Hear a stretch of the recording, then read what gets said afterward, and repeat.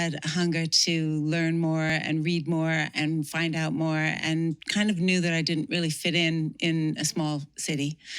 So very early on, I kind of started to think, well, what can I do and how can I get out of here? But I didn't have much guidance. So my father died early, and my mom was not necessarily someone who would help me, look at universities, for instance, or say, hey, your grades are really great. Why don't you study and do this or that? Because she had never done it herself. So no one really in my family guided me. And at that point, there weren't really university counselors or anyone doing that job in high schools, at least in Canada.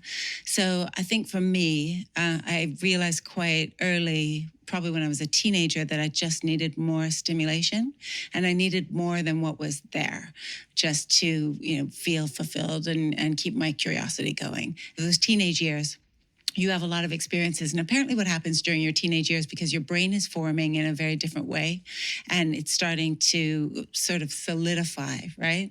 Those kinds of experience really stick with you through your whole life. And I remember having several part-time jobs when I was a teenager, all, simultaneously while going to high school, and never really finding a job where I thought that the person in charge of the business was doing it well. So I worked at a gym, for instance, and I always thought, oh, they could do it so much better if they were just doing this, that, and the other thing. I taught aerobics classes, and I thought aerobics was so boring the way it was done, and tried to do it, in a very different way. So it was more fun for the people who came.